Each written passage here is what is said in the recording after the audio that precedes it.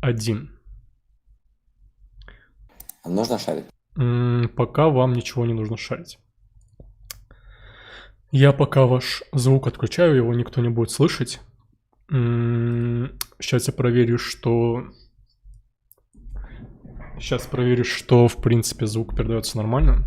Скажите, пожалуйста, кто смотрит трансляцию, насколько хорошо слышно? Есть ли какие-то помехи? Отлично.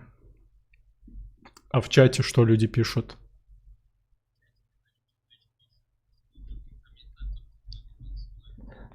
Ну, значит, не по адресу пришел ты, Хамзат Сейнароев. Забаню тебя. Тут не получится. Слышно, у меня никаких помех. Все отлично. Отлично. Значит, что я слышу, тут присоединился к нам Микаил Азиев. Микаил Азиев будет всю трансляцию или уйдет? Я вполне надеюсь, что да. Полностью. Это очень хорошо, это очень отлично. Все, тогда всем ассаламу алейкум, кто подключился к трансляции. Я сейчас внесу небольшое предисловие перед тем, как мы начнем проводить этот батл. Расскажу вкратце о том, что это за батл, типа зачем это нужно, как это работает, что вообще будет происходить и зачем эти программисты тут собрались. Сегодня у нас будут соревноваться два программиста, бэкэнд-разработчика. Ибрагим Аушев, PHP-разработчик. Наверное, Ибрагим представится. Так, всем привет, ассаламу алейкум. Меня зовут Аушев Ибрагим. Я PHP-разработчик. И с нами сегодня я... А можно как на версии говорить? Давай, всякие давай, вещи? давай. Я его сделаю. Он сделает меня. Он меня сделает. Про парсер, надеюсь. И про парсер. Сделаешь парсер. Скажи, я сделаю парсер. Полностью про парсер. Он сделает парсер, а он в свою очередь скажет, что я сделаю парсер. Вот. Все, тогда идем дальше. У нас Идем дальше. Далее у нас Ибрагим Аушев представился. Сейчас у нас будет Яхья Картоев, тоже бэкэнд-разработчик. Он будет программировать на Go. Ассаляму алейкум рахматуллахи ва баракатух. Валейкум ассалам. Картоев, Go-разработчик. Иншаллах, сегодня мы оба сделаем парсер. Никого разрывать не будешь? Нет, только парсер. Ого, сильно. Все, в принципе, понятно. То есть два, скажем так, соперника у нас сегодня есть. Они будут писать код на разных языках. И мы сегодня оценим. Все те, кто сейчас подключились, сегодня оценят, во-первых, качество кода. Опять же, я скажу сразу же, я и Микаил, мы будем оценивать как ведущие то, что они будут писать. Микаил PHP-разработчик, я больше JavaScript-разработчик. Мы Go не знаем, но при этом, в принципе, зная, синтаксис любого языка, сможем, в принципе, понять, что вообще написал Яхья и, например, там Ибрагим. Как-то так, просто оценим. Ну, смотря как они это напишут. Да, просто посмотрим, как вообще, что происходит, поймем ли мы сами. Наверное, хороший код будет определяться по тому принципу, насколько поймет человек, который не разбирается в этом языке. Наверное, поймут ли они сами, что они напишут? Это в том числе. И вот будет проходить именно таким образом. Далее что у нас будет? Давайте сначала объясню вкратце, что будет вообще, в принципе, и как будет происходить.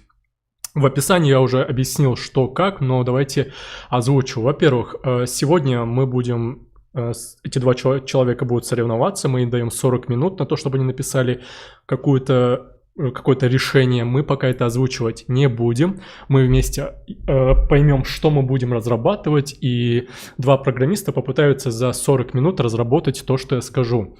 После того, как 40 минут закончатся, у вас не будет возможности, я сейчас обращаюсь именно к этим двум программистам, у вас не будет возможности взять или там попросить еще дополнительное время, чтобы что-то починить, чтобы что-то доработать. Такого не будет. То есть 40 минут прошли, стоп. На этом вы показываете свой код, показываете ваше, может быть, рабочее, может, не рабочее приложение, и мы смотрим, насколько хорошо вы справились с решением. Как будет проходить оценка? Оценка будет проходить следующим образом. Во-первых, мы 2 ведущих будем смотреть качество кода, на то, как это работает, будем оценивать то, как у них, в принципе, это запускается и как написано. По крайней мере, мы сможем оценить PHP и надеюсь, что Go в том числе.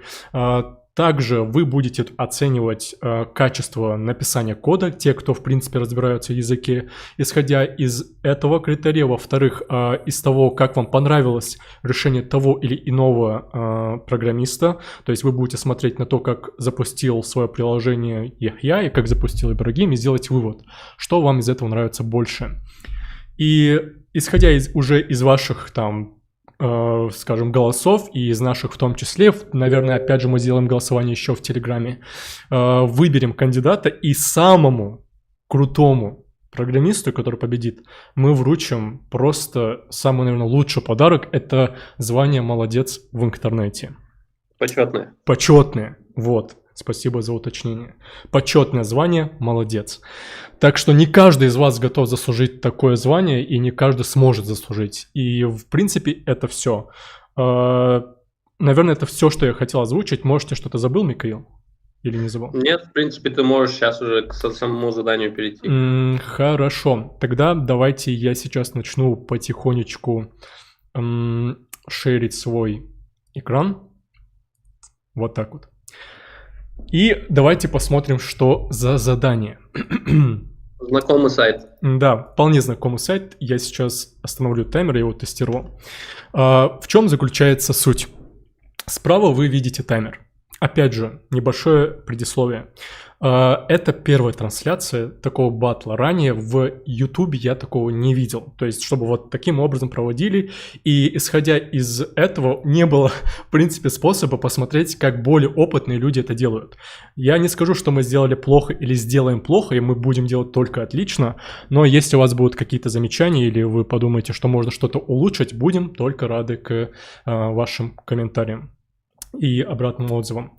Итак, что у нас есть? Справа вы видите таймер. Это 40 минут, как вы можете заметить. Я нажимаю на старт, начинается 40 минут, и за 40 минут 2 разработчика пытаются разработать следующее.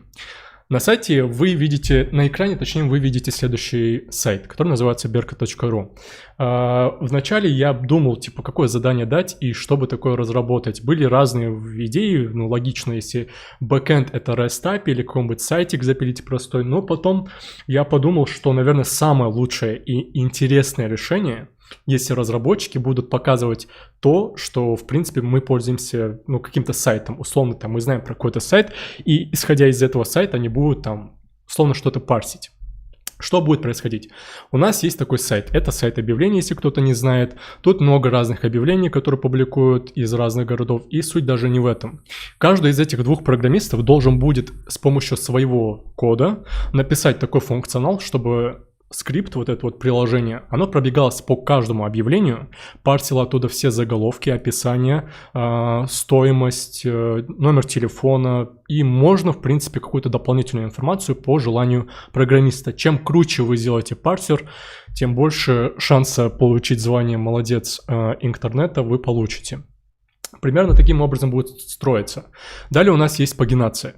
То есть, когда вы будете парсить первую страницу, вы должны все это сохранить в какой-то массив. После того, как вы спарсили первую страницу, что значит спарсить, если кто не понимает парсинг, это значит, когда идет сбор каких-то данных. Когда программист спарсит там первую новость, точнее, извиняюсь, первое объявление, он переходит ко второму, к третьему, четвертому и так до самого конца. Потом его скрипт, его программа должна нажать на эту ссылку, на вторую страницу, спарсить отсюда все, и так можно, в принципе, до 5 страниц. В принципе, я вижу это тут, по крайней мере, первый максимум. То есть, примерно задача такая. И вкратце, ваша задача зайти на сайт Berka с помощью скрипта, найти оттуда все объявления, спарсить их до 5 страницы и сохранить это все в JSON файл. То есть в отдельном файле у вас должен быть уже сохранен результат. Мы должны этот результат проверить, убедиться в том, что в принципе вы спарсили все как нужно, и если все хорошо, вы получаете балл от нас. В принципе, все. Это все, что я хотел сказать. Может, есть кому-то что добавить? У нас есть вопрос в чате, спрашивают, будут ли они видеть процесс разработки. То есть мы будем показывать по очереди, как работает Ибрагим и как работает Яхья. и вы все это сможете наблюдать. Да. Что есть- я хотел еще, Хаваш, вот по заданию самому, какие данные нужны? Есть какие-то обязательные поля, которые они должны будут спарсить, и какие-то, может, опциональные? Ну, по твоему мнению, как ты думаешь, самое важное, ты, по крайней мере, я знаю, что писал парсер, и ты лучше всего скажешь, что нужно. Ну, если сделать так, чтобы им было не очень легко, можно и картинки, чтобы они спарсили. А как они сохранять их будут или просто в виде ссылок? Я предлагаю... Ссылки, да. Да, я ссылки. предлагаю в виде ссылки, потому что сохранять будет Да. сложнее. Давайте так тогда. Я предлагаю поступить следующим образом. Сохранять самую базовую информацию. Это заголовок, картинки, описание, цена, ну и номер телефона. Это, наверное, самое главное, что вы, в принципе, можете видеть. То есть то, что вы видите сейчас на экране, то вам и нужно спарсить. Проще говоря, вам нужно, например, Ну и условно... ссылку, наверное. Ну да, можно желательно ссылку. Это дальше уже на ваше усмотрение. Ваша задача очень простая. Сделать парсер и условно на своем сайте выводить самую важную информацию из тех объявлений, которые есть на berka.ru. Вот такая вот задача. В принципе, это, наверное, все, что я хотел в целом сказать. Если у кого-то есть вопросы касательно именно у двух программистов и у второго ведущего, может их сейчас сказать. И если их нету, мы можем начинать. У меня нет никаких вопросов. Ну все тогда. В принципе, тогда можем начинать. Я тут подготовил просто бешенейшие звуки. На счет 3, 2, 1. Я запускаю таймер, и вы начинаете писать ваше приложение. При этом, пошарить экран. Да, вам нужно шарить экран, чтобы другие пользователи и те, кто находится сейчас на нашей трансляции, видели, что вы разрабатываете. При этом я буду менять экран Яхи и Ибрагима и показывать вам, кто что разрабатывает. Микаил и я будем комментировать то, что они делают. Сейчас я на данный момент вижу экран Ибрагима, и Яхи я вижу, а Ибрагима, по-моему, я не вижу. У него, по-моему, загрузка. Хорошо. Сейчас он в консоли, это Ибра, по-моему. Да, это Ибра. А ну-ка, давайте для теста сейчас проверим у Яхи. Яхи, попробуй что-нибудь, код открыть, что-нибудь сделать. Ага, видно, все отлично. Теперь давайте проверим, как это будет работать у Ибрагима. А ну-ка, Ибрагим, покажи нам свое творчество. Покажи нам редактор, чтобы мы понимали, насколько хорошо мы видим код. Пока я вижу только терминал. Вот, вы могли бы немножко увеличить шрифт, если есть такая возможность, чтобы было зрителям тоже видно, что вы, в принципе, пишете. То чуть-чуть размыто, и у меня есть подозрение, как его увеличивать, вот скажите мне. Ну, если у тебя нет такой возможности, то ничего страшного. Есть, скорее всего. Я сейчас чекну. Вон View, Tab там есть. Вот. А то я боюсь, что через мой экран будет шариться ваш экран, и, соответственно, мы будем что-то не видеть. Ну, точнее, именно... Мне кажется, ли он увеличил только вот эту штуку? Ну. Давайте я заодно остановлю таймер, чтобы вы успели. Да. Не очень много. Что-то мой пока не хочет, наверное, шрифт надо увеличить. А где ты говоришь? Вот фонд.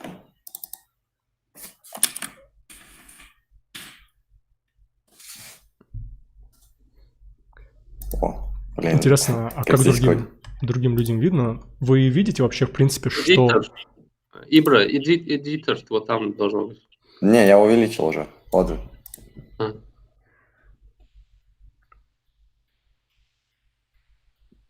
Давай зрителей спросим, вы видите то, что написано на моем экране, именно код, который сейчас пишет он? Если, в принципе, всем видно, то мы можем оставить их в покое, чтобы они начали писать код. Да, видим, нет, мы слепые немного. Кто-то у нас тут слепой, и, надеюсь, он трансляцию сможет увидеть. А может и нет. Все, отлично. Мелковато, конечно. Задача какая? Задача озвучена в начале, смотрите в начале. Давайте тогда начнем. Если, в принципе, у вас не получается, ничего страшного в этом нету.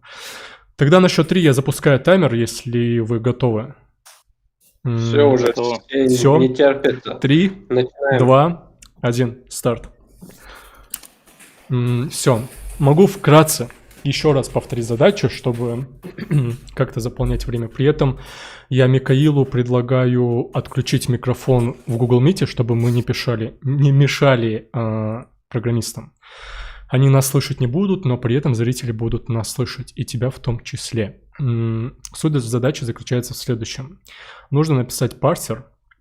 Ибрагим будет писать на PHP, Яхья будет писать на Go. И мы посмотрим, на каком из этих двух языков программирования парсер выглядит красивее и насколько круче работает, и вообще поймем, какой язык из этих кому больше нравится. Опять же, подобные баттлы, наверное, делаются больше, во-первых, для того, чтобы программисты могли оценить себя и понять, смогут ли они справиться с этой задачей или нет, и, во-вторых, те зрители, которые будут смотреть и не решаются, какой именно язык программирования выбрать, могут посмотреть на решение более опытных программистов, которые будут создавать на реальном примере там какой-то партии или что-нибудь еще, и понять, какой язык им по душе. То есть вы в реальном времени увидите и результат именно того языка, который вам может потенциально быть интересен, а во-вторых, вы сможете понять, что для вас интереснее. Может кому-то понравится PHP, может кому-то понравится Go, и каждый сделает для себя какой-то вывод. А мы, по крайней мере, будем следить за результатом. Пока как-то так у нас идет. Что у нас тут происходит? Я скажу сразу же, я никогда не видел, как пишут код на Go, и единственное, я видел один синтаксис. Я один раз, когда зашел на главную страницу, глянул, как выглядит Go. Ты вообще, Микаил, с Go как-то сталкивался? Вообще нет, я только слышал про него. Хаваш, ты можешь трансляции переключить на экран Яхьи? А то мы сейчас на данный момент видели только Ибрагима. Хорошее замечание, давай сделаем. Давай сделаем вот так вот. Теперь мы смотрим экран Ибрагима. У нас тут идет PHP. Вот тут уже какая-то работа идет. Ага. Что у нас тут происходит? При этом таймер у нас работает. Как ты вообще, Хаваш, оцениваешь? Успеют они за это время написать? Я скажу сразу же, они не успеют. Почему? Потому что, ну ладно, возможно, я бы не успел. Так, я делаю вывод из своего решения. Тебя слышно, кстати. Я делаю вывод, что, по крайней мере, я бы за 40 минут не справился бы. И, может быть, я бы написал бы какой-нибудь кривой парсер. Насколько бы он был рабочим, я не знаю, но, по крайней мере, что-то бы он парсил. При этом я слышу самого себя немножко, а сейчас не слышу. Вот как-то так. Ты как думаешь, хватит им 40 минут, чтобы запилить такой парсер? Это эхо из-за меня сейчас бывает или из-за кого? Сейчас нету никакого эха. Ты, наверное, знаешь, что делал? Ты, наверное, в Ютубе открыл видео, и у тебя там самого себя слышно, и нас в том числе слышно сейчас. Возможно, это проверь. Просто если я открываю в Ютубе, звук включаю, то я слышу два звука сразу, повторяется. Ты отключи в Ютубе. Отключи в Ютубе и смотри только в Мите. Вообще. В Мите не слышно. Блин. Я понял. Давай, знаешь, что мы сделаем? Я тут отключил микрофон, сейчас ты будешь слышать. Я отключил микрофон, чтобы мы им не мешали. Давай, я знаю, что предлагаю. Зайди в Discord, в наш No21. И я тебе сейчас позвоню, чтобы нам никто не помешал. И там, Микаил, там я уже тебе позвоню. Значит, Микаил. Вот тут вот у нас. Я тебе звоню. Там, кстати, если что, микрофон отключи, чтобы мы им не мешали. Что у нас тут происходит? Тут я вижу, используется какая-то библиотека под названием Powler. Алло, слышно? Да. Все, отлично. Ну и другим тоже, я думаю, в принципе, сейчас слышно. Скажите, Микаила вам слышно или нет? По идее, вроде должно быть слышно. Сейчас нам в чате пишут, что не хватает человека, который на питоне эту задачу решит. Но мы как планируем? мы хотим понемножку, то есть 2 человека будет, каждый раз это будут разные языки, может быть, разные разработчики, разные задачи. Да, то есть у нас не будет такого, что там 3-4 человека будут одновременно там разрабатывать какое-то решение. У нас будет так, что, смотрите, какая тема. Каждый из желающих, кто есть в интернете, может подключиться к DevBattle, и на том языке, который вам интересен, условно, если хотите, можем провести по фронтенду, по бэкенду, и будем ставить задачи и смотреть, кто из нас молодец. Как-то так. Сейчас мы смотрим экран Яхи. У нас тут идет разработка на Go. Что я вижу? Я вижу, он сейчас парсить пытается первую страницу. Но у нас в этот момент в Ютубе показывается Ибра. Нет, по-моему, сейчас видно этого. Если я не ошибаюсь, Яхи. Нет, сейчас видно Яхью. Я не знаю, почему Google Meet говорит, что видно Ибрагима. Потому что сейчас я вижу, по крайней мере, Go. Точно, да. Да, сейчас я вижу Go. Кстати, прикольно выглядит на самом деле этот язык. Я думал, он намного страшнее будет выглядеть. Что тут происходит? Тут сразу же какие-то функции объявляются, и видно, что используется библиотека HTTP-GET.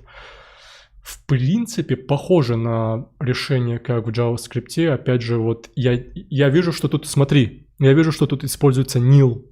Это, как я понял, null? Ну да. Что, нельзя было просто null написать? Ну им же надо, чтобы их язык чем-то отличался. Ага, ну интересно на самом деле. Ты давно сам писал парсеры вообще? Последний раз парсер я писал, когда хотел разработать сайт. Я хотел сделать агрегатор объявлений всех ингушских сайтов, которые у нас есть, чтобы у нас был один сайт, и чтобы он парсил со всех сайтов ингушских объявлений и отображал их в одном месте. При этом, чтобы была возможность при добавлении на этот сайт объявления, добавления их на все остальные сайты объявлений. Но, к сожалению, из-за того, что были ограничения, например, условно у Беркута, касательно того, что не получалось там что-то запушить, пока ты не ведешь капчу, такое сделать не получилось, что печально. Но писал 1,5 года назад где-то, последний раз.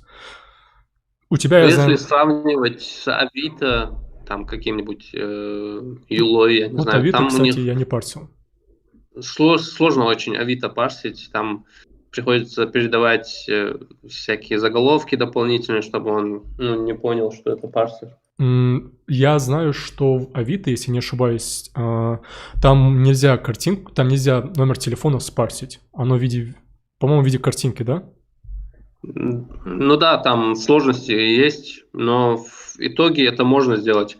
Просто проблема в чем бывает? Ты один раз настроил этот парсер, и через месяц он перестает работать. Из-за того, что они там какие-то изменения вносят. Да, они всегда, у них даже, кажется, это автоматом происходит, и тебе надо каждый раз лазить туда и смотреть, в чем дело. Ага, ну на самом деле это довольно-таки... По крайней мере, в отличие от Беркута, с Авито актуализировать ничего не приходится. Беркут, насколько я знаю, там в год-2 года один раз что-то, какие-то изменения вносит.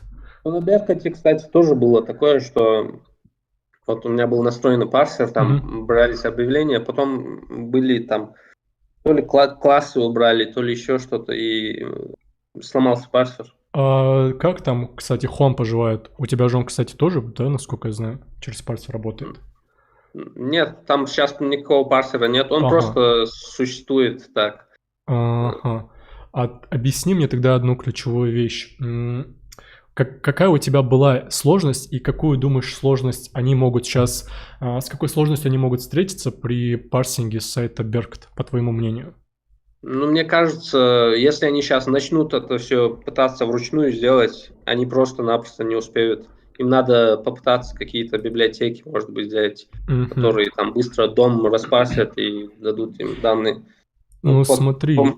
Как раз они этим и занимаются. Ты сейчас PHP-разработчик, и, по крайней мере, сможешь комментировать то, что делает Ибрагим. Мне интересно понять. Он, я вижу, использует библиотеку Crawler. Ты с ней работал? Я работал с другой библиотекой, но у них, в принципе, бывает понятный, похожий такой синтаксис. И вот мы видим, он достает тело страницы и уже разбивает. Ага, он тестирует через сам терминал PHP Artisan. То есть получается, ну какой молодец у нас Ибра. Он у нас делает проверку на то, что является ли страница 200, то есть говорит о том, что страница успешно отдает результат. Условно, если страница будет падать, потому что Беркат, насколько я знаю, иногда любит падать. Ну, от нагрузки там бывает иногда. Да, у меня есть вообще подозрение, что его иногда даже пытаются дудосить. Так, у него у Ибры что-то выходит там. Ага, что у нас тут Ибра мутит? У него получается уже... Они нас сейчас слышат, интересно? Они нас не слышат, я Мы, сейчас может, отключил. разбиваем? Не-не-не, ты отключил звук в Мите? Я его отключил, чтобы мы им не мешали. Ты в Дискорде звук оставил? Я надеюсь, не полностью микрофон отключил. Что-то как будто звук пропал. А вот сейчас вот звук есть. Просто в Google Meet нажми на штуку микрофон, чтобы его отключить. А при этом в Дискорде оставь. Чтобы остальные тебя слышали. Вот я вижу, что ты микрофон отключил в Google Meet, но при этом в Дискорде я тебя не слышу. Давайте посмотрим, что у нас происходит у Яги Картоева. Перейдем опять в Go. Вот, я сейчас что-то слышу. Ну-ка, скажи что-нибудь. Нет, не слышно. Во, что-то слышно, скажи что-нибудь. Ты меня не слышишь? Ну-ка.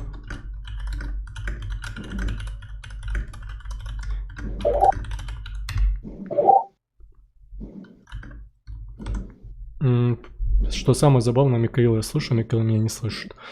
Что тут происходит тогда, получается? Значит, Metal Sucks... Это что такое? Это точно Беркат? Алло, слышь? Нет, не слышишь. Я включил в Ютубе звук, потому что я почему-то через Discord тебя не слышу. А сейчас ты меня слышишь? Но ты будешь самого себя слышать. Да, тут повторяется. Вот это печально. Вот это печально. Угу. Раз, два, три. Как сейчас слышишь?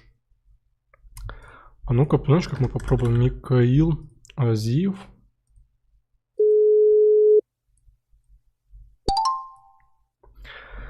Алло? Алоэ. Слышишь меня? Да. Во, отлично. Тут даже, Вот, наконец. по-моему, даже лучше слышно. Короче, Микаэл, что тут происходит с Go, я не понимаю. Он какой-то Metal Sax пытается спарсить. Я понял. Он пытался сейчас спарсить какой-то другой сайт для теста. Дефор что-то. Он, по-моему, код скопировал откуда-то. Ага. Дефор это как в питоне объявление чего-то. Что значит дефор, по твоему мнению? Не знаю, def обычно define Да, бывает. да. Def. Press body close. А посмотри, у него какие-нибудь библиотеки там используют, или он сам будет слать эти вопросы. Насколько я вижу, он использует, по-моему, какую-то системную библиотеку, если не ошибаюсь, HTTP. Но при этом я не вижу...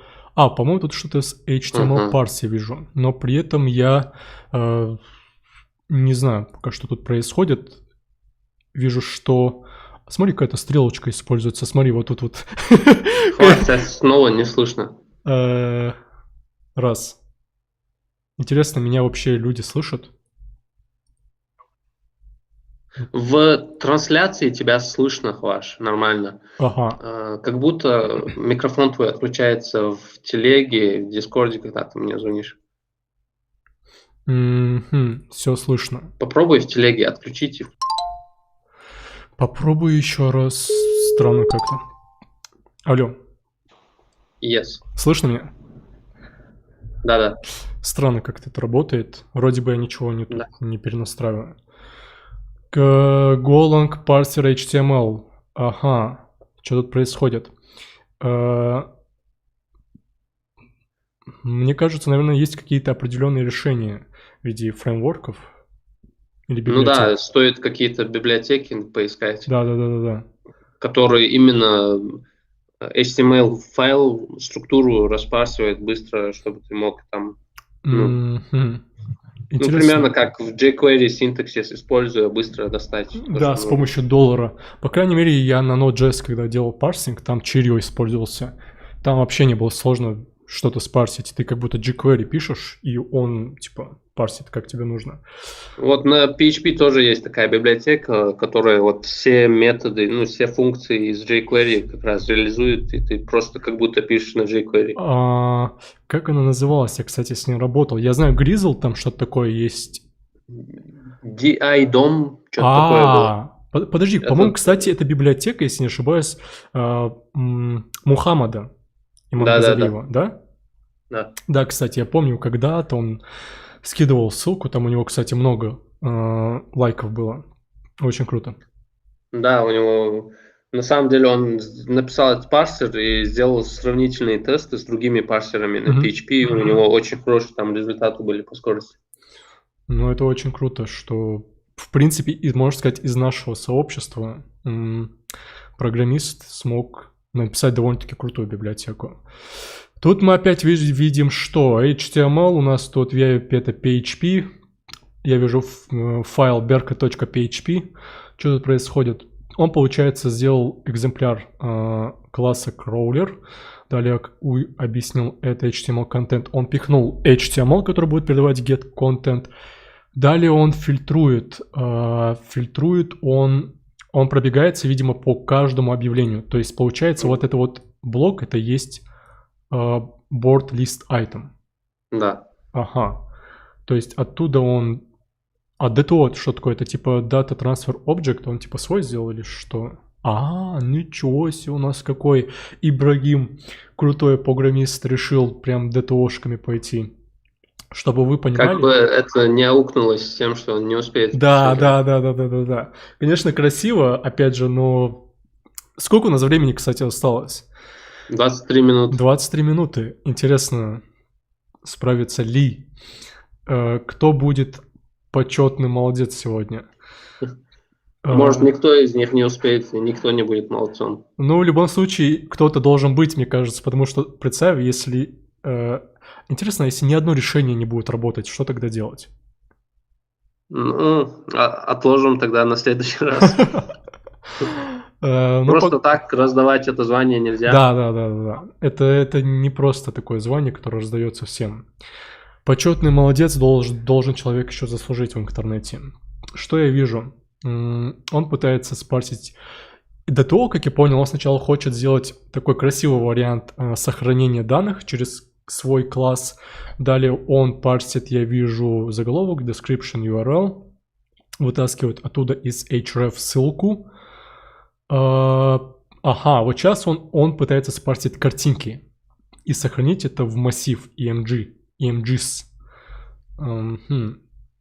Что тут происходит? Он это делает с помощью EMG attribute. Это, видимо, EMG attribute, по-моему, crawler сам отдает. Но у него что-то не получается. Use, как я понял, это для того, чтобы объявлять скоп внутри этого блока, то есть, чтобы именно вот эта область видимости, она понимала... Где у него use? Видишь, у него написано function crawler use DTO. Насколько я знаю, в PHP это use используется для того, чтобы именно в этой области видимости блок знал, снаружи это переменная, чтобы стало доступно внутри этой функции. Вот как. Погоди, а зачем это он тогда пишет? Если, то есть, если бы он не написал use DTO, он бы не смог эту переменную внутри функции использовать. Она же объявлена снаружи. Да, вот теперь понятно. То есть, получается, по сути... А почему PHP не разрешает такое делать? Это же выше объявленная переменная. Они хотят, чтобы ты явно указал, если ты хочешь ее использовать, чтобы не было там несостыковок. Там же может быть случайно совпасть, что есть переменные с одинаковыми названиями, и ты не будешь понимать, что там происходит. То есть значение снаружи возьмется, а может, ты этого не предполагал.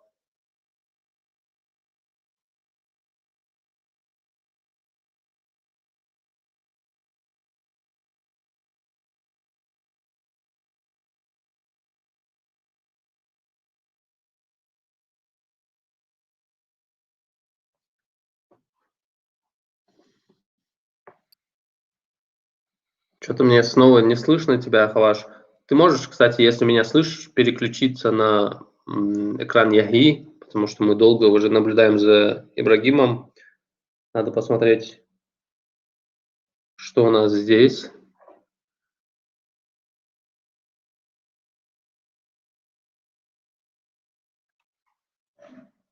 Так, у Хаважа пока что проблемы с микрофоном, он сейчас пока разбирается, а мы попробуем посмотреть, чем занимается Яхья. Как мы видим, то же самое тут происходит. Board list item по этому классу отсеиваются элементы, и по ним уже дальше будет происходить работа. Но почему-то этот код он удалил. Он переносит его в функцию. По идее, меня сейчас должно быть слышно. Скажи, меня слышно?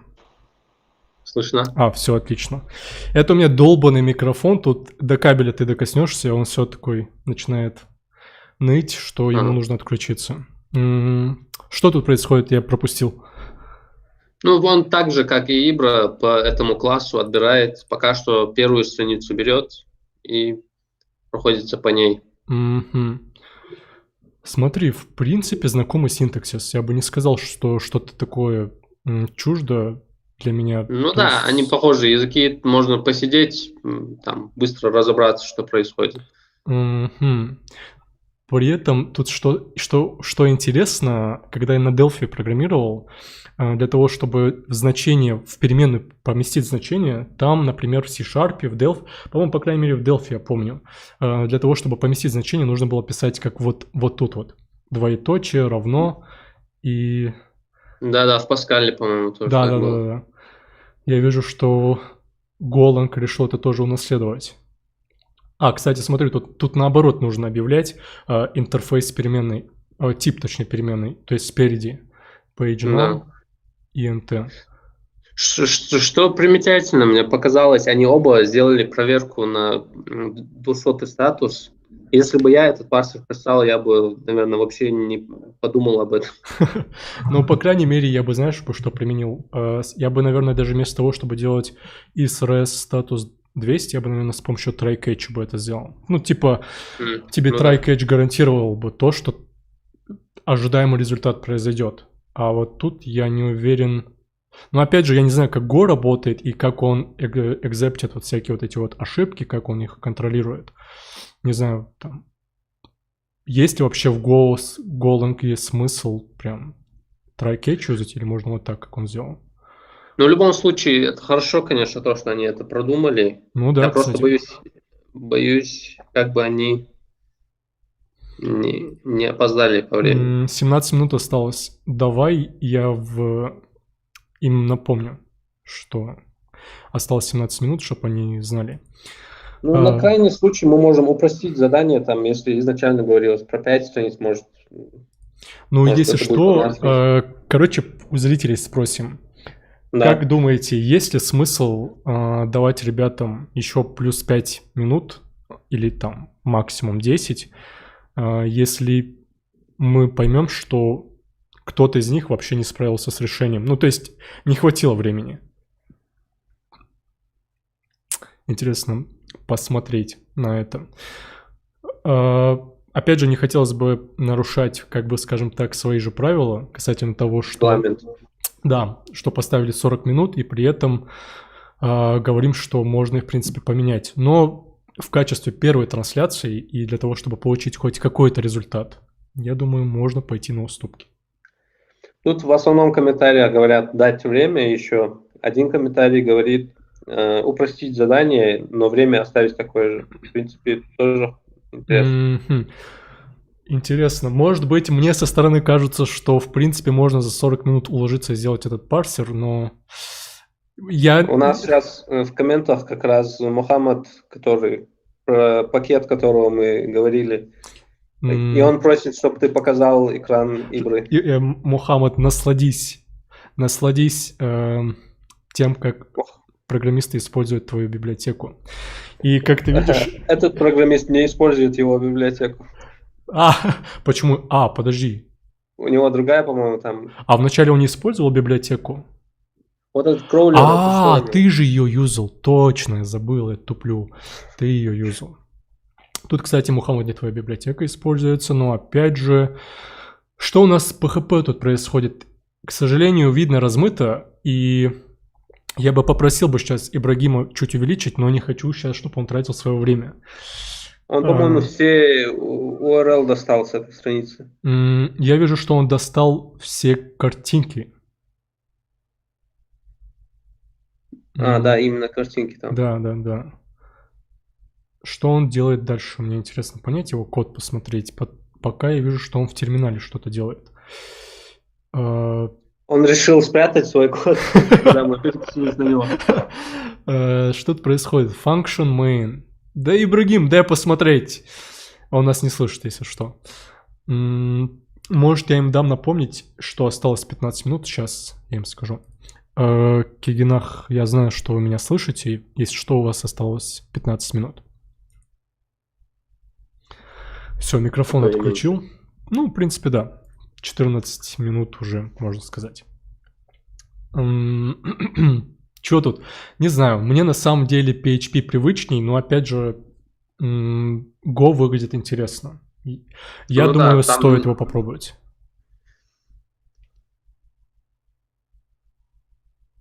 Ты вообще с Go пытался что-то делать?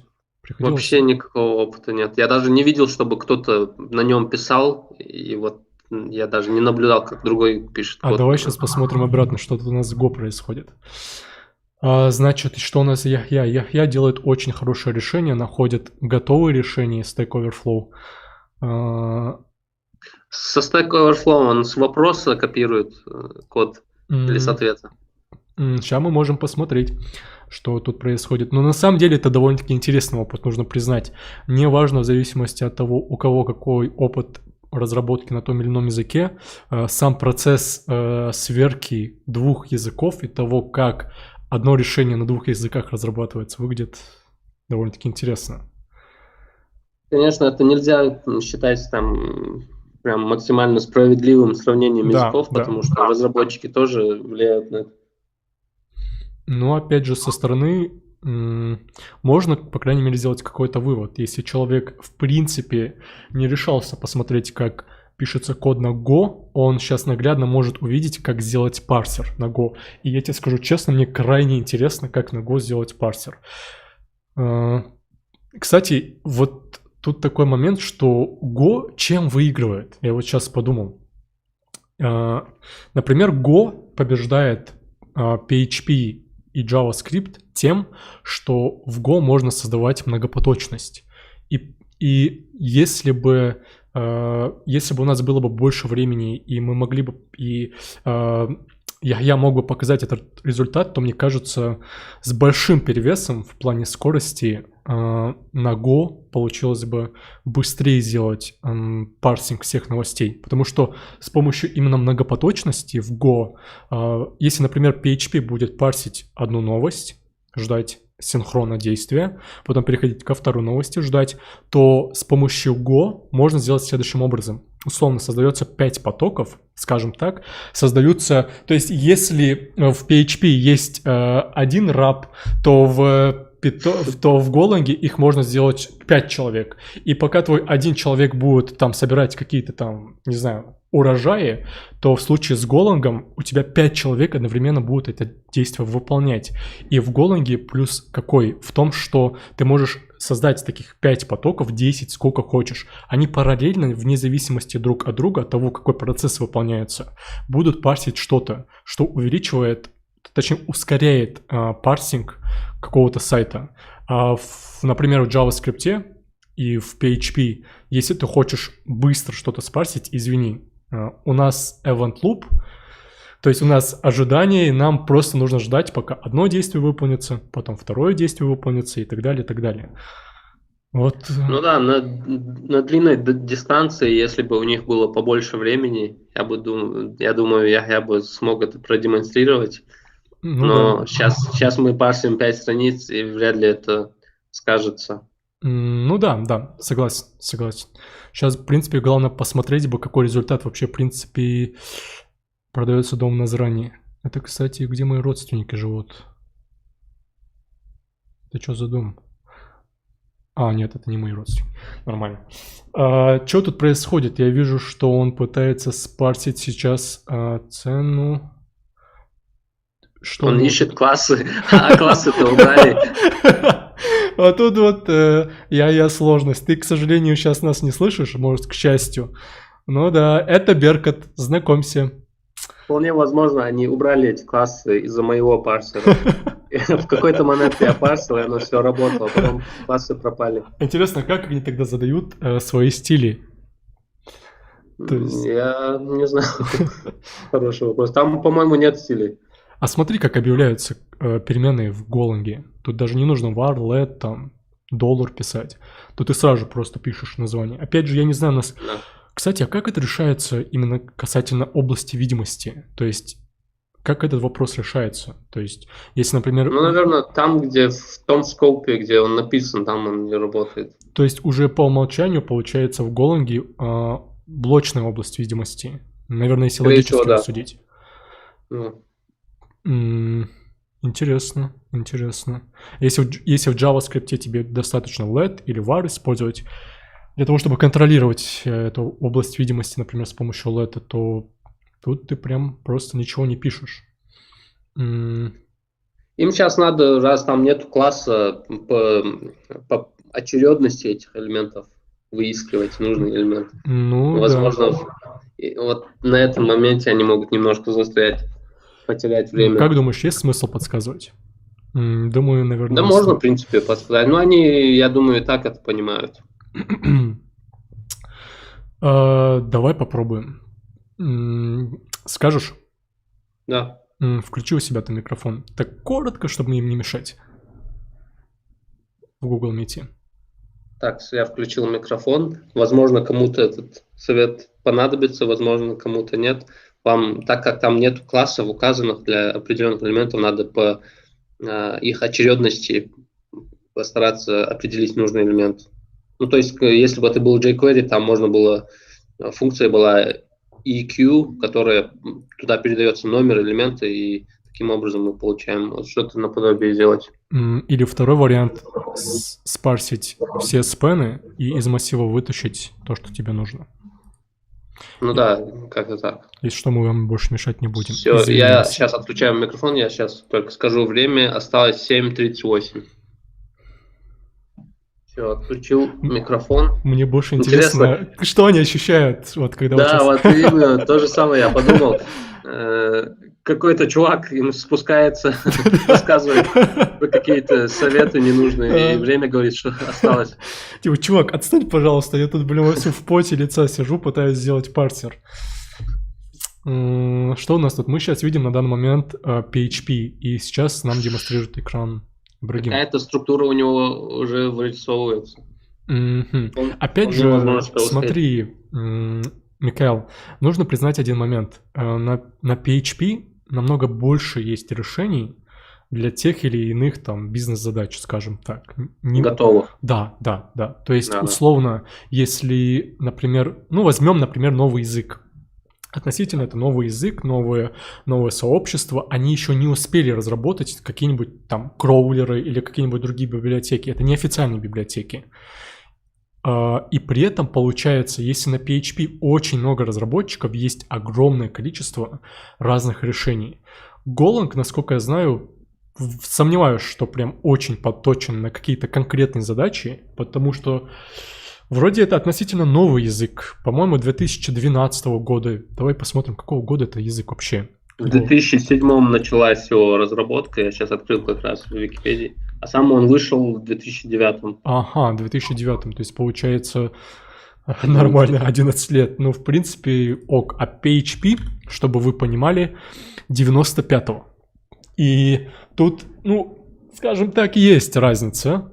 Опять же, я не пытаюсь никого защищать и не быть ни на чьей стороне, но нужно признать, что решений на PHP больше. И исходя из своего опыта, могу сделать вывод, что я бы тоже, наверное, быстрее бы сделал бы на PHP, чем на JavaScript, я не знаю, или на каком-то другом языке. Меня удивило то, что Ибрагим не использовал какие-то ларавеловские библиотеки, ну, там, для того, чтобы там вывести в консоль. Ну, потому что когда он выводил, оно все разбрасывалось по консоли, не очень удобно было что-то там понять. Там можно было быстро подключить какой-нибудь ну, функции DD, там всякие из Laravel, чтобы... Да-да-да, вспомогательные функции для того, чтобы отображать, да? Да. Ну, Ну и коллекции там можно было бы как-то использовать, я не знаю. Ибрагим, я тебе скажу, настоял на определенном принципе, сказал, типа, я не буду использовать ваш Laravel, я буду делать only на Wii. Ну все, отлично. Да. Ну, решение есть решение. Сколько времени осталось? Осталось 5 минут. Если будет точнее, 4:30. Посмотрим, что идет у Яхи у нас тут. Заходим дальше, смотрим. То есть теперь я в принципе смог получить... вижу make. Make, как я понял, функция, которая позволяет создавать что-то в виде массива. Или что там? Массив элементов нет. А 0 это... У меня есть предположение, что make string 0 это говорит о том, что нужно создать массив строк с нулевым значением. Интересно. Как-то необычно выглядит на самом деле. Немного Go. Ну, посмотри, у него уже в выводе структура. Да, кстати, да. Довольно уже интересно становится. Мы уже видим, что он картинки научился парсить. Точнее, научил свой скрипт парсить картинки. То есть, мне кажется, Яхья укладывается в это время. Возможно, он не успеет несколько страниц сделать. Может быть. Опять же, у него затык, смотри в чем. Он не может спарсить цену. Он хочет через родительский класс. Верно. Потом сейчас будет искать span. Во, молодец, смотри, как выкрутился. Только NTH не так пишется. Вот так вот. Что он делает дальше? Я бы тоже так сделал. NTH child. Ну, было бы лучше NTH of type написать. Ну, давай так. Нет, неправильно. Я не так. Надо было скобки. Ну, ладно.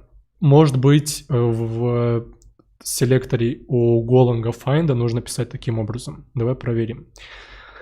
Нам в комментах пишут сказать Ибрагиму про параметр функции JSON encode, чтобы вывод был такой приятнее. Ты видишь комментарий? У Мухаммад пишет, у Ибрагима тоже. Просто скажите ему про параметр JSON print.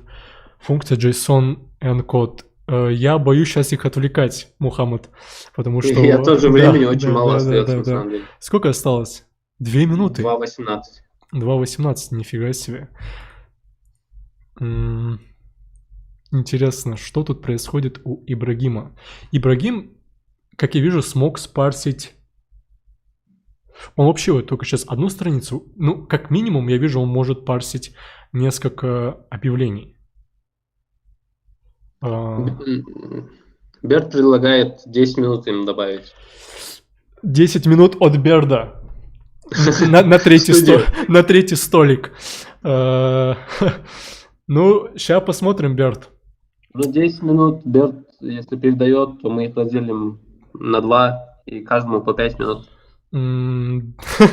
Можно было просто сказать, дадим всем 5 минут, но... Я решил усложнить это как можно. Да. Не, зато ты смотри, как выкрутился, всем помог. Смотри, я предлагаю сделать следующим образом. Давай мы сейчас подождем окончания времени. Минута осталась. Скажем им стоп. Проверим, что они в принципе сделали. И если нам будет недостаточно, можно добавить 5 минут. Да, вот. Давай. Как думаю, нормально, да? Да. Можно сделать так. Пока я вижу, что... У меня есть такое ощущение, что Ибрагим на втором экране что-то отдельно делает и сюда заглядывает, чтобы писать свой код. Наверное, на втором экране он через браузер смотрит Stack Overflow. Что? Он не хочет раскрывать все карты. Перейдем дальше к Яхье. Что у нас тут творится с Яхьей? Получается, я теперь научился парсить... Цена уже есть. О, круто, круто, круто, круто, круто, очень круто. Ничего себе, молодец, Яхья. Вроде бы Яхья смог все спарсить? Или он спарсил только первую страницу? Интересно. А поля, которые ты говорил, там же все сейчас есть. По крайней мере, есть все базовые поля. А где текст? Текст там есть объявление? Текст объявления не вижу.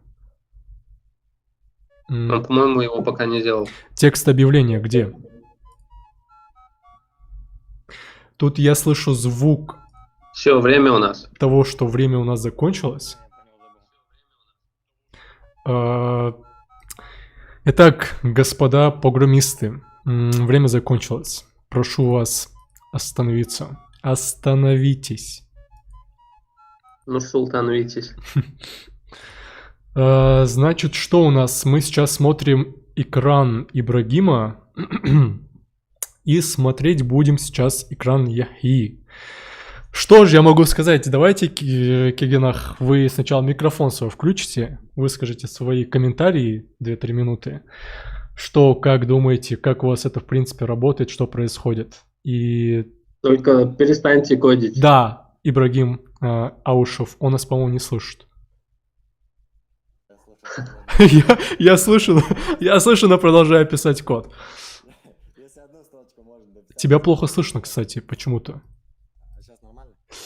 Микаэл, тебя одному плохо слышно или мне только? На самом деле очень плохо слышно. Он, по-моему, далеко поставил ноутбук или микрофон или что-то. Может, соседа просит писать код? Слышь, тебя плохо слышно? Значит так. В самом мите, по-моему, звук у тебя приглушен. То есть у нас. Я-то его слышу только через твой этот... через телегу. Подожди. Микаэл, знаешь, почему мы его плохо слышим? Потому что мы через Телеграм разговариваем. Давай в Дискорд. Ну ты-то должен его слышать. Нет, Телеграм прерывает звук, уменьшает его на 10%. Точно. Давай туда. А ну-ка еще раз, ребята, повторите. Меня норм слышно? Во. Красиво слышно. Я сейчас... Подождите, пожалуйста, сейчас Микаэлу позвоню в Дискорд. Че, я здесь, я в мите. Все, круто. Короче, насчет меня. Ты говорил, что можно дописать одну строчку кода. Я увидел, что у меня телефон неправильно парсится и немного переписал именно телефон. Но там не заняло. Все, то есть мы сейчас останавливаемся. И давайте сделаем следующим образом. Тут в чате за вас топили и предлагали вам дать немножечко времени. Нужно ли вам немного времени, минут 5 дополнительно для того, чтобы вы смогли добить? Или вы можете сейчас показать результат? Сейчас я посмотрю, как у меня отрабатывает. Ну, вроде у меня все готово. У меня вроде тоже, единственное, про текст совсем забыл, но это мелочь. Про что забыл? Про текст объявления. Давайте еще 5 минут, чисто, чтобы вы добили, и потом будем смотреть результат. Нормально? Окей. Давайте еще 5 минут. Микрофоны я ваши отключить. Я просто проверю, что у меня все спарсилось. Микрофон твой отключу, ты пока смотри. Значит, что у нас получается? Запускай таймер тогда. Да. Давай запустим таймер. Edit таймер я делаю... Как тут? Воу, полегче. А ты свой микрофон зачем выключил? Чтобы они тебя не слышали. Я понял. Они же меня тоже сейчас слышат. Они нас слышат. Ну, пусть они нас слышат, мы будем им мешать. Тут я сделаю вот так вот. Сделаю старт. Да ёпарасоте. Ладно, пусть будет 39. При этом учитываем то, что 4 минуты отнимаем от 39. Окей, я почему-то не смог уменьшить время, но пусть будет еще 3-4 минуты. Им дополнительного времени. А что таймер стал сейчас? Таймер я его запустил. Что это он? Что это ты делаешь, таймер?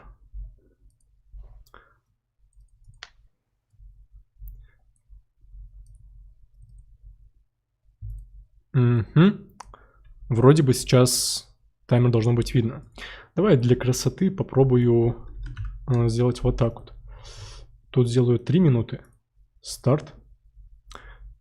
Сейчас, по идее, должно быть видно вот так. Вот. Да, нормально видно. Да, в принципе, нормально. Ну, и 3 минуты у них еще есть для того, чтобы они смогли завершить то, что им нужно. Круто, на самом деле, довольно-таки интересный опыт. Мне даже интересно понять, сами соперники, что думают об этом и какие у них были ощущения, когда они это все разрабатывали. Честно говоря, не завидую им. Ну да, может со стороны, я реально сейчас со стороны думал, блин, ну парсер, там, типа, что? Ну, ничего сложного, по крайней мере, нету. Но когда ты становишься на их место, я примерно догадываюсь, как это, когда тебя смотрят люди, и ты еще должен сделать хорошо, тут им, да, не позавидуешь. Что у нас тут? А ну-ка, я посмотрим. У нас в чате пытаются посчитать, сколько будет 40 минус 5. Короче, я когда писал, у меня вообще из головы вылетело, что нас кто-то смотрит. Мне казалось, все, я просто не успею, и я, блин. Ну, Ты счастливый человек, если у тебя из головы вылетело. Хорошо, говорю, у тебя вылетело. Это самое сложное, что нас смотрит. ну, в целом я вижу... Я вообще забыл про то, что люди смотрят. Блин, меня больше волновало, что меня смотрят программисты, и сейчас они увидят мой код и такой. А что, вы закончили? Ну да. Я закончил. Все, отлично. Хорошо, давайте тогда, ну, у меня список начинается с Яхи. Давайте начнем с Яхи. 40 минус 5. Я последняя буква. Давай начнем с тебя. Давай начнем с тебя. Сейчас я 5 секунд таймер остановлю. Он нам уже не нужен. У нас на экране рекурсия появилась. Да. А ну-ка, я попробуй свой редактор открыть. Сейчас. Меня слышно вообще, да? Да, слышно. Да. Кто-нибудь отметит 45. 45. 35 получается. Ну, значит... Подожди, кого я вообще экран смотрю? Ты сейчас... мой. Это блин, я экран Ибрагима смотрю. Извиняюсь. Яхья, можешь с самого начала нам показать код? Я сейчас скрою вот эту мне часть. самое интересное, как это будет выглядеть на Go. Ну и главное, чтобы он сам прокомментировал, потому Да. что лучше Да. никто не Ну, прокомментирует. конечно. Яхья, сам вверх и объясняй нам, что ты сделал. И чтобы мы понимали, потому что мы в Go не шарим. Угу. Ну, короче говоря, это пакет main, это основной пакет, из которого запускается программа. Это просто импорты, в большем случае стандартной библиотеки, а это вот с GitHub библиотечка для парсинга, как раз поиска по HTML-страницам. Тут объявляется сам тип объявления, и дальше поля, которые позволяют, ну, теги точнее, которые при переводе в JSON, вот это поле будет указывать, как указан тег, переводить. Вот. Ну, это просто типы, как понятно. Дальше функция main, которая вызывается при входе в файл. Создаю массив с типа ссылок на такие структуры. Ну, звездочка это получается ссылка. Ссылка, да. Тут не как в JS, не все объекты по ссылке, а как ты укажешь. То есть укажешь по ссылке, будет по ссылке. Вот это круто, кстати. Не укажешь, будет по значению. Нахрена. Вот. Создаю слайс, ну, это массив, грубо говоря. Если переводить на JS, я думаю, большинство здесь JS понимает. Это такой общий язык, как русский. Ну и указываю его как бы длину и объем. Ну, я догадывался, что так, да. Если бы я знал бы, сколько там, в принципе, объявлений, тогда я, конечно, сразу указал бы, чтобы компилятору не пришлось увеличивать объем. Вот, поэтому изначально 0, там дальше он сам увеличивает объем по пути. Вот, дальше в цикле прогоняю получение страницы. Ну, сейчас сначала верхнего уровня. Каждое получение каждой страницы отдельно. Вот 1, 2, 3, 4, 5. Нет, блин, я, походу, 5-й-то упустил. Нет, не упустил, 4-й там. Короче, 5 страниц получаю, паршу их, получаю уже структуры мои готовые. Точнее, также массив объявлений, но там уже в готовой структуре. И дальше просто конкатинирую общий результат, результат каждой страницы. Вот. Ну и потом сохраняю JSON файл. Точнее, вот здесь неправильно, конечно, ну да, тут JSON. Короче, можно конкретно посмотреть дальше уже реализацию. Получение страницы. Здесь я конкретно буксовал, потому что с этой библиотечкой не работал GoQuery, которая позволяет... Это из GitHub библиотека, да? Да, это GitHub библиотека, которая позволяет как раз парсить HTML, по нему искать уже как, в принципе, наподобие jQuery. Вот здесь, короче, грубо говоря, просто получаю страничку по указанному URL для каждой страницы отдельно, ну, по пришедшему номеру страницы, и перевожу уже в формат этой библиотечки, вот, тип указываю, который функция возвращает, что документ, ну, грубо говоря, HTML документ. Дальше паршу эту дату, он получает как раз этот документ и возвращает уже список, ну, массив ссылок со структурами по этой конкретной странице. Вот, который создаю, на которую проходили. То есть вот, ты, получается, дальше... с помощью результата создаешь массив пустой и уже в этот массив что-то вносишь. Вношу именно, и это в рамках этой функции по конкретной странице одной. Понял. А там выше они уже конкатинируются по всем страницам. Вот, ну здесь обычный, скажем так, jQuery, поиск, вытаскивание всех необходимых этих полей и дальше создание, вот, создание ссылки на структуру, ну, грубо говоря, создание объекта, если говорить JS, вот, туда передаю необходимые поля, которые я вот уже распарсил, точнее, нашел из HTML, и, ну, создаю просто эту структуру и пушу ее в общий массив, и в конце, после того, как он для всех лист-айтемов, это все объявления на странице, запушил результат, мне уже возвращается как раз в удобном мне виде массив со структурами по конкретной странице. Вот. Ну и просто уже, как бы, я не помню, как называется, спред. Короче говоря, все эти пихаю в общий результат. Дальше сохранение JSON, тут тоже ничего особо интересного, просто магия, что... Это кто такой Marshall Indent? Это кто такой? Это Marshall JSON, Indent я не помню почему, мне кажется, это там связано что-то с... Это неоникаминами. С пробелами. Ну, это, короче, стандартная библиотечка тоже, это не какая-то там... GitHub, он тримит строку, да? Я думаю, да, судя по названию Indent. А JSON это встроенная библиотека или... Да. Прикольно. Там, на самом деле в языке Go очень много встроенных библиотек своих. Ну, именно таких базовых, которые... Вот чем я после как перешел с нода на Go, чем мне радовало, что тебе не надо искать какие-то там библиотеки на NPM, ты просто, у тебя есть уже все готово, и все их стиль, типы, все комментарии прям в редакторе доступны. Ну, по крайней мере, я тебе скажу, благодаря именно твоему вот этому коду, мне стало интересно попробовать Go, и чувствую я, что его обязательно попробую. На самом деле, да, очень прикольный язык, и причем, что хорошо, что есть на Coursera крутой курс для тех, кто уже крутой в каком-то языке и хочет перейти на Go. Там прям интересные задания, типа скину, короче. Вот, я целого хотел сказать. Ты в чат скинешь, да? Да, иншалла. Будет круто. Прокомментирую по поводу вообще самого мероприятия. Круто, что организовали, но на самом деле стресс тут еще вот писать на публику, как на собеседовании. Не, ну на самом деле, согласись, опыт интересный. Интересно, очень интересно, на самом деле, но да. То есть, когда я там начал тупить с этой библиотекой, она тупо не выводит, ничего не понимаю, почему. Ну, я заметил, знаешь, я заметил, что ты начал заступорил со спенами. Со спенами ты как? Вот у тебя там происходила какая-то магия, и ты не мог понять, типа... Вообще в Беркоте спены там просто вообще без класса объявлено, там просто спен. И это как-то очень больно выглядело. Но в целом, вижу, ты справился. Ну, альхамдулилля, по милости Всевышнего. Альхамдулилля. Что у тебя дальше тут? Все, да? Запускать. Да, запусти и покажи, как это работает. Да. Вот, удалю все, что есть, в принципе.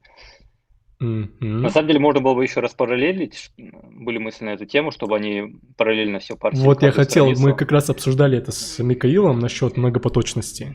Причем на Go это делается очень легко, машалла. Ты просто добавляешь слово Go, и он, грубо говоря, запускает Go-рутины, как параллельный процесс. В смысле? То есть можно... Он поток создает реально? Ну, смотря что подразумевает под потоком, но это такие подпроцессы. То есть он все это параллельно запускает. Вот я его добавляю Go, и он получается... То есть параллельно, вне зависимости от результата, тот или иной процесс будет выполняться там.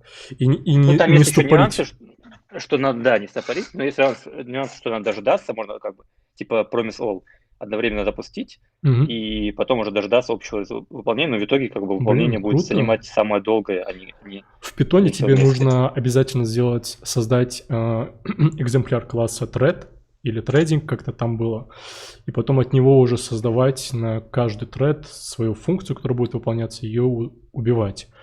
А тут... Нет, тут довольно-таки это легко сделать, на самом деле. Тут вижу, это намного интереснее сделано. Ну, покажи, как это работает. Да, все удалил. У меня тут gr, это мой алиас, поэтому, наверное, запущу как по классике. Вот он выводит, сколько, в принципе, объявлений, 350 распарсил. Так быстро вот 5 страниц парсил? Да. Нормально. Ну и вот. Что у нас тут есть? Тут с кодировкой криво вышло, но... А, кстати, тебе пришлось добавлять юзер-агенты к своему запросу? Нет, вообще ничего. С этим не было, с запросами.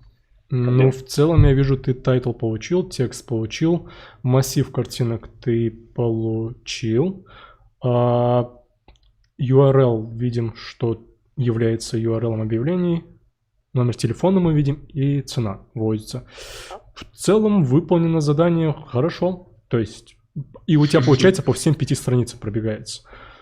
Ага, круто. Ну, 350 объявлений, не знаю, там, да, наверное, 70 на одной.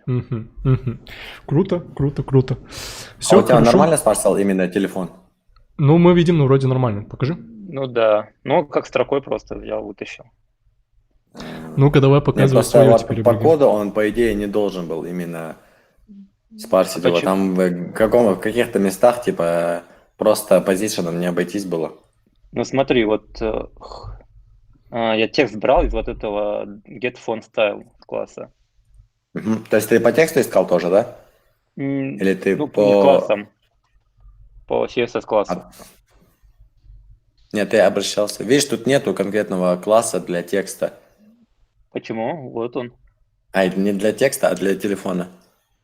Так вот он, телефон. Вот же, смотри. Да? Блин.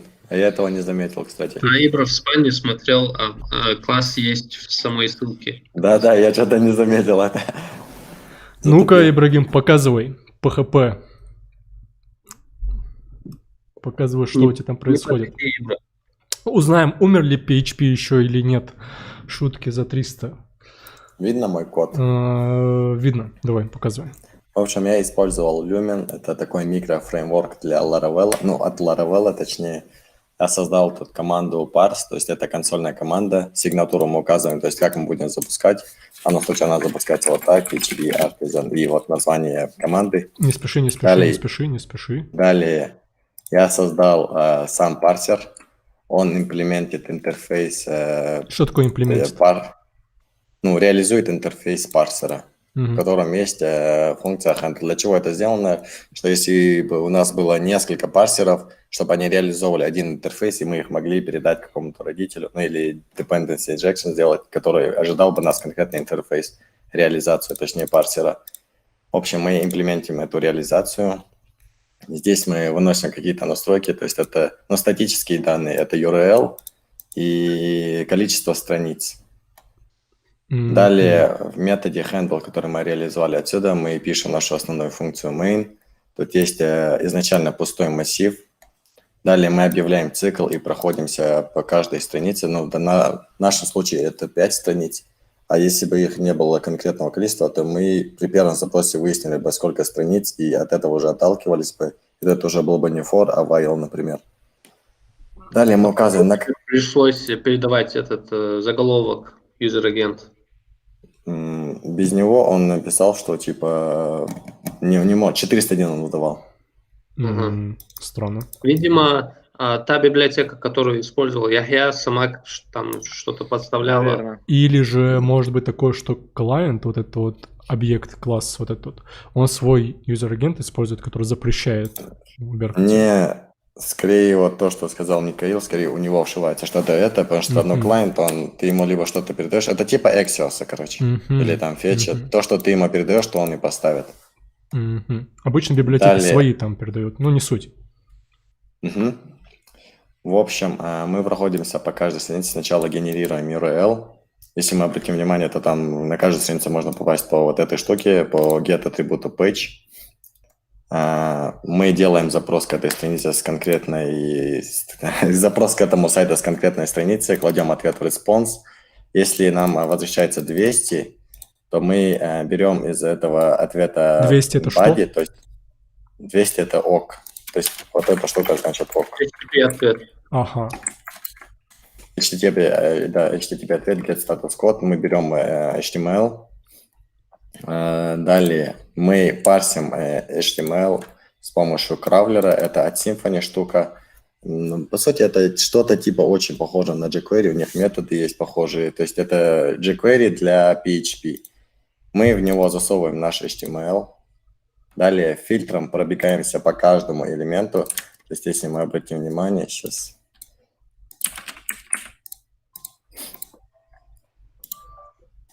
то все эти штуки, их можно вычислить по одному классу. Вот, board list item. Погоди, не спеши. Тут качество видишь, звука, качество картинки не очень. Вижу, класс есть board list item. Я не знаю, другие видят или нет. Это получается у тебя целый объект. Ну да, в принципе, так и должно быть. В общем, мы проходимся по каждому board list item. Вот они все.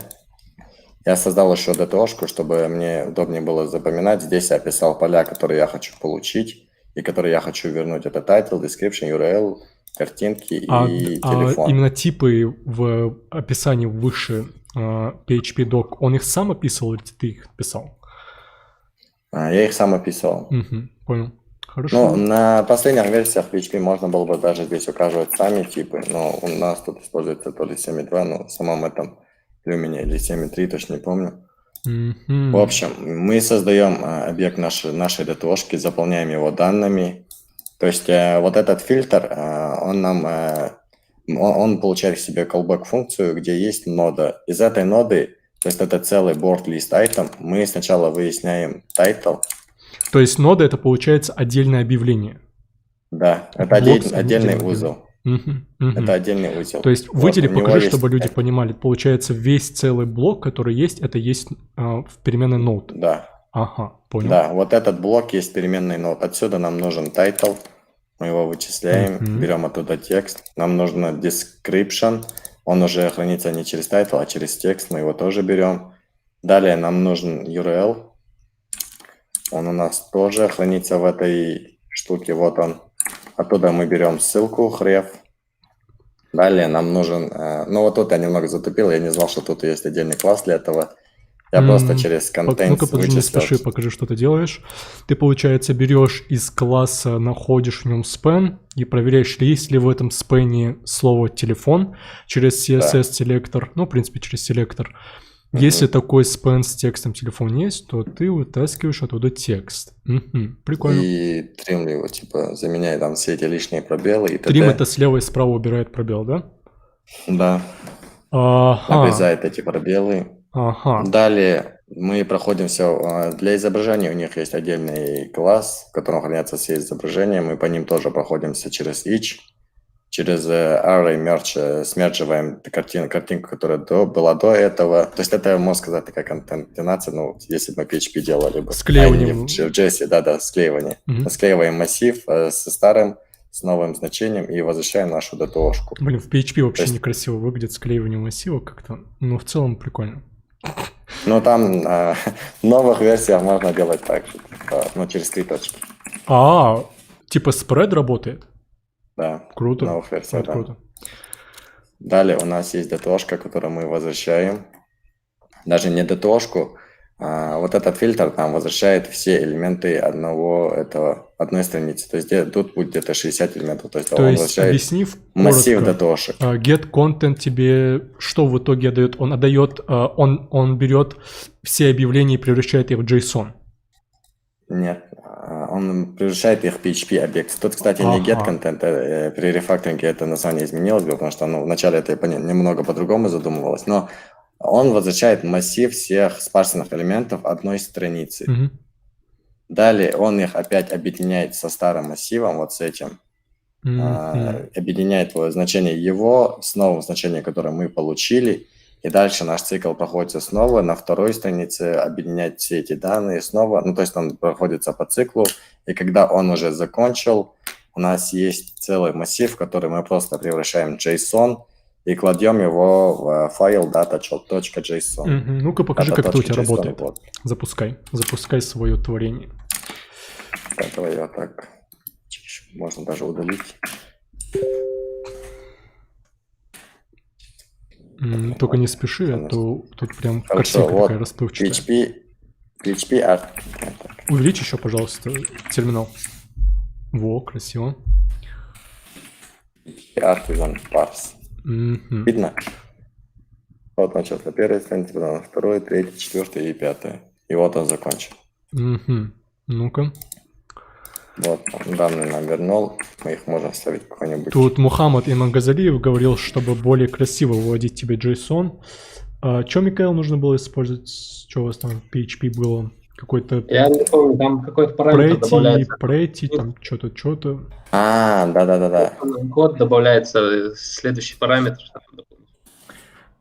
Что-то там было. Вот он написал, у Бергима тоже просто скажите ему параметр JSON pretty print, функцию JSON encode. И, наверное, выйдет вот это красиво. Но опять же, это у тебя не будет консоль. Напиши, это константа, Ибрагим, напиши большой он, ты должен подсказать. JSON, pretty, и что там было? Нет. Ты ошибку сделал. JSON, pretty, вот, print. Но он разве не массив принимает? Нет. Попробуй сохранить, чисто для интереса проверим. Хорошо.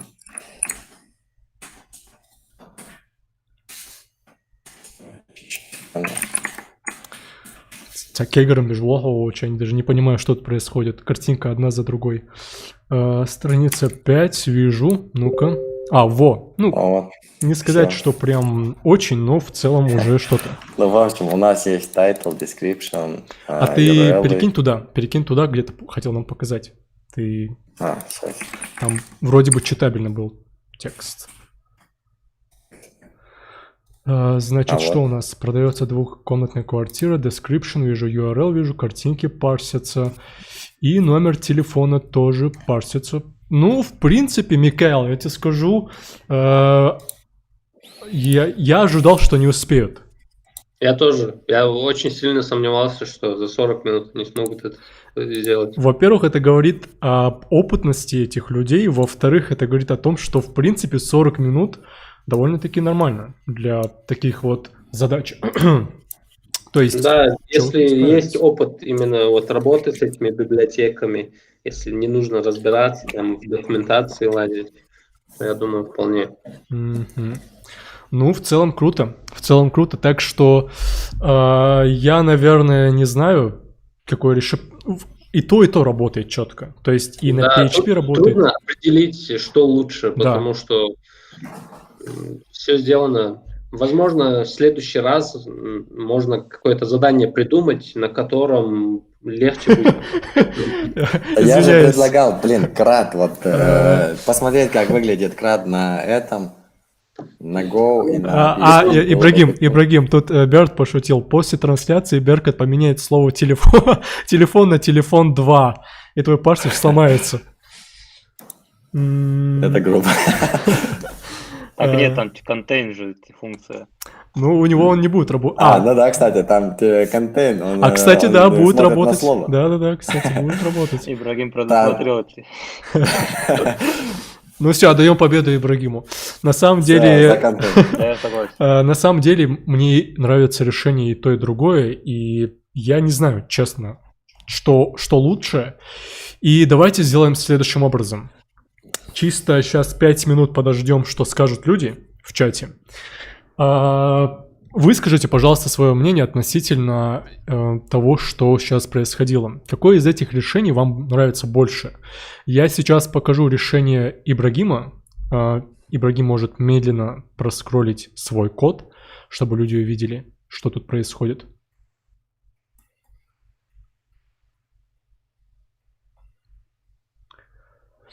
Вот так это выглядит. Отдельный класс у нас есть. И теперь показываю решение на Голанге.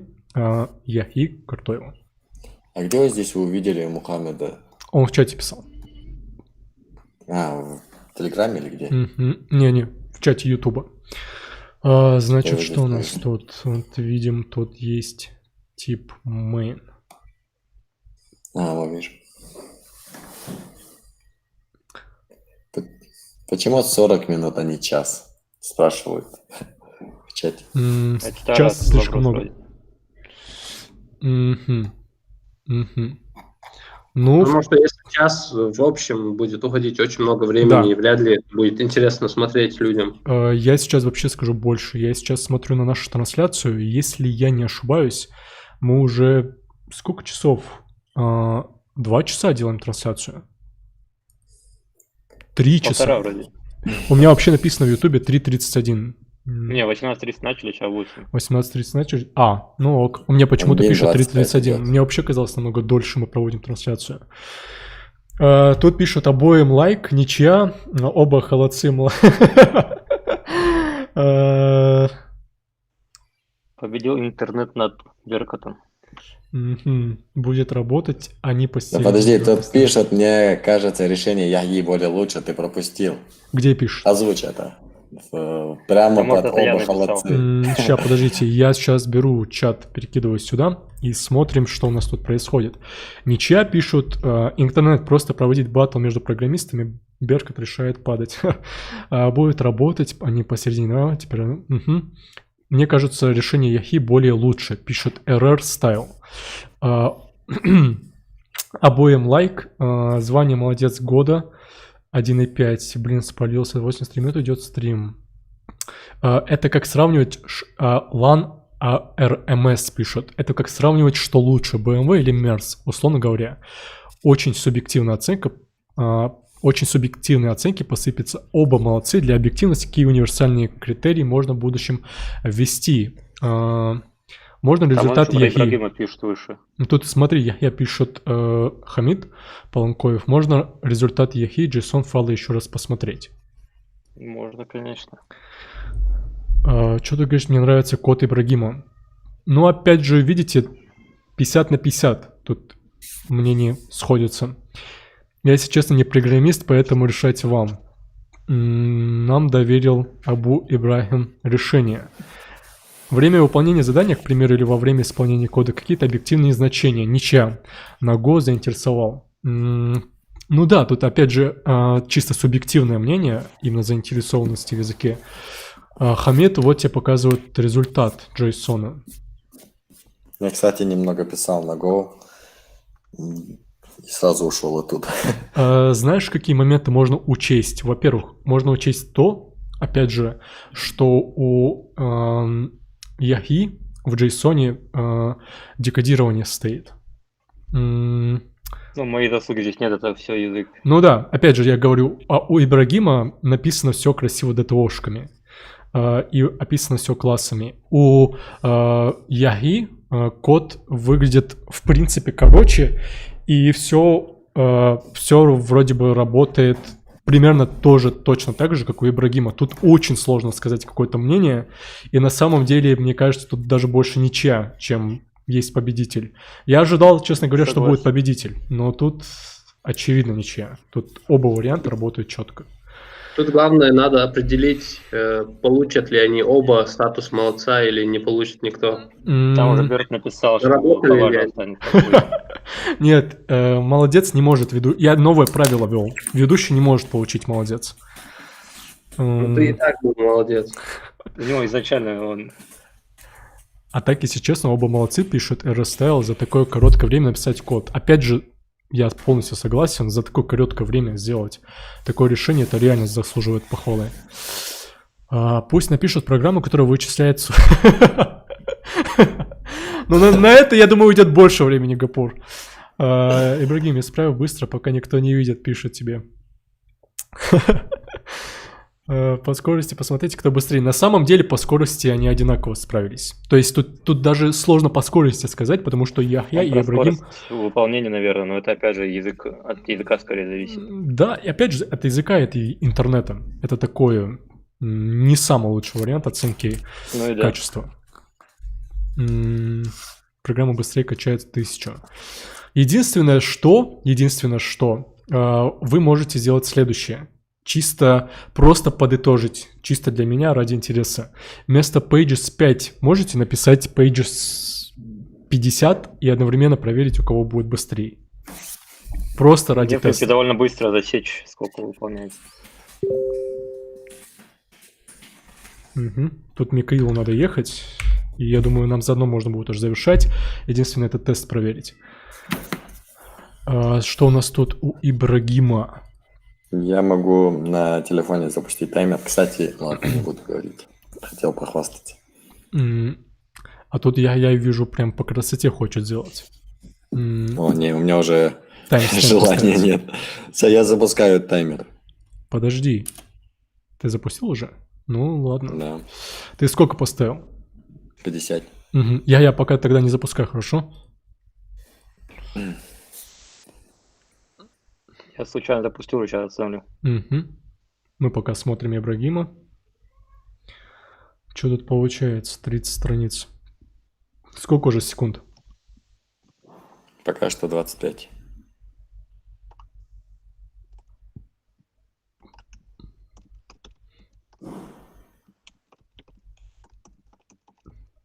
Угу.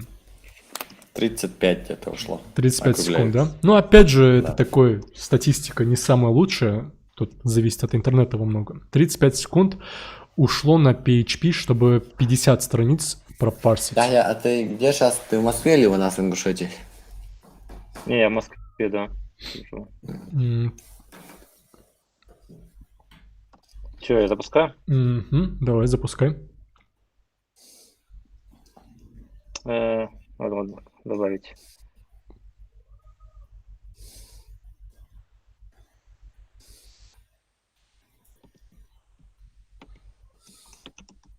Серьезно? 13 секунд. Ну, я же говорю, это опять же язык. Ну, может быть, язык, может быть, соединение. Разница довольно-таки большая, я тебе скажу. А почему это происходит? Это может быть из-за интернета? Вряд ли из-за интернета. У Ибрагима, я думаю, хороший интернет. Нет, тут интернет хороший, но у него, если у меня там пинг будет это 70-50, то у него где-то 5. Ну, посмотри, пинг сколько у тебя занимает, dobyashka.ru в этом консоли. 15, 33, 15. Ну, пусть будет 20 МС. У тебя сколько получается, Ибрагим? Подожди, а как там можно было пинг делать? Пинг, Беркут. Да, Беркут. Да. Без HTTPS просто напиши.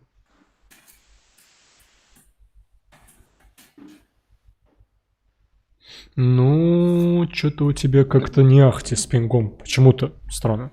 Побольше, да. А почему это у тебя так? Он скачет, он нестабильный. То есть, если бы я играл бы в CSGO, например, у меня в атаке был бы пинг. Сначала в атаке скачет. А что у тебя за провайдер? Отпускать. TerraLink.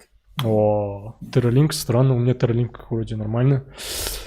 Но он ночью иногда бывает нормально. Плюс у меня что, 2 сети от одного роутера. Ну, в целом, чисто на скорости говорить конкретную оценку неправильно. Так что тут, мне кажется, очевидно, ничья. Ну, вроде бы все. Кегенах, вам огромное спасибо. За организацию. Реально было очень интересно. Мне тоже оказалось очень интересно в таком участвовать. Иншаллах, будем больше. Надеюсь, вам не было так потно, как, наверное, было нам смотреть, как вы это делаете. Так что... Надеюсь, вам не было уныло и скучно. Ты что, нам наоборот было интересно смотреть, как два чувака. Мне реально было интересно смотреть, как на Go и на PHP два чувака пытаются на разных языках разработать одно решение. Это очень круто выглядело. Не знаю, как остальным, я вижу остальные вроде бы. Как вам понравилось такой формат вообще именно того, чтобы на двух разных языках одно решение делать? Выглядело интересно. Я думаю, можете посмотреть и потом себя похвалить. Очень понравилось, Машала пишут люди. Пусть оба скрипта запустят один чел со своего компа, чтобы... В следующий раз можно было бы взять двух фронтенд-разработчиков, начинающих, например, Ибрагима, который из нашей команды, и с ним кого-то, и чтобы они делали какое-то задание. Я даже знаю, кто сейчас знает, кого я возьму. Если этот человек сейчас сидит тут, у него... Хамзат? Можно было бы, в принципе... Можно, на самом деле, тут у нас вроде бы Мосер тоже хотел попробовать. Тут есть, на самом деле, ребята... Да, кстати, Мосер тоже вроде бы начинающий разработчик. Или Мосер, Хамзат, или Ибрагим Я предлагаю сделать следующим образом. Давайте... Пока, думаю, мы отдохнем, по крайней мере, сегодня, в ближайшие дни у нас как сегодня выходные. Да. Но я имею в виду, мы проведем отдельную запись, где каждый желающий, кто хочет поучаствовать в таком формате, напишет, скажет, каким стеком он владеет, и мы попытаемся провести еще один Dev Battle. Опять же, хочу отметить, что нигде такого не проходило. Я не могу ручаться, что во всем мире такого не было, но начнем с Кавказа, такого не было. В России я такого не видел. И я ютубил вообще там разные сайты, я не заметил, чтобы вот такой формат где-то вообще в принципе проходил. Так что для всего ютуба и для нашего кавказского, российского сообщества это довольно-таки уникальный формат. И как вижу, он показал себя довольно-таки хорошо, что очень круто. Иншаллах, надеюсь, мы будем такие форматы еще приводить, приглашать интересных людей, и начинающих, и опытных, смотреть, пробовать на разных языках. Так что еще раз Дал Расхал Ибрагиму, Яхи, что поучаствовали. Очень было интересно посмотреть, как вы это будете делать. Начало вы дали, а дальше уже как пойдет. Так что все. Сейчас посмотрим, что Ва алейкум ассалам. Алейкум ассалам. Все, расходимся тогда. Я посмотрю, что в чате пишут, и можно расходиться. Я ничего не понял, но ваши объяснения понравились, пишет Абу Ибрахим. Могу Hello World вывести, пишет, и посчитать 40. Ну, 40 минус 50, если ты можешь посчитать, то сразу же рассчитывай на сеньора. Все, да, зародился новый мем. 40 минус 5. Я, если честно, до сих пор не понял, откуда. Я тоже не понял. Ну, по-моему, это, знаешь, когда мы от 40, когда мы еще 5 минут хотели добавить, этот мем резко родился. Админ Беркатру, кто атакует наш сайт? Было бы неплохо, если скринить каждого участника. Не знаю, есть ли такая возможность в Ютубе. Скринить, не знаю, как-то... Но это такое чисто личное решение. Не уверен, чтобы захотелись бы люди. Мухаммад, а хочешь, мы тебе кого-то найдем для батла?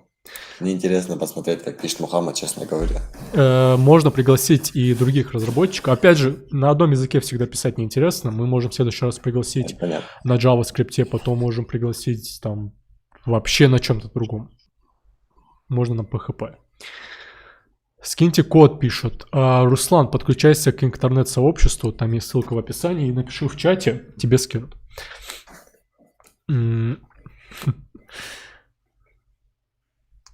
Тебя тоже, брат. Есть список тем для следующих батлов. Список тем для следующих батлов нету. Сегодня этот формат только родился, скажем так. Этот формат я изначально хотел сделать у себя на YouTube-канале. Арчаков блог.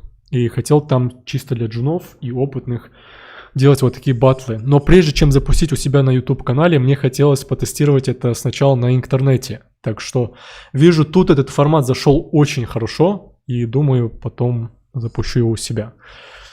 Было очень подопытные крысы. Не, на самом деле вы мне очень помогли. Теперь ты будешь зарабатывать. Надеюсь, с первых реклам поделишься чем-то. Да мне бы хотя бы кто-то рекламу купил бы. Хочешь, я куплю? Давай. Если ты поделишься деньгами. А что я буду рекламировать? Не знаю. Подумай. Твой код. Чисто ради этого создам себе канал. У меня здесь, кстати, есть скрытые видео по Laravel. Скидывай. Ты самому себе объяснил?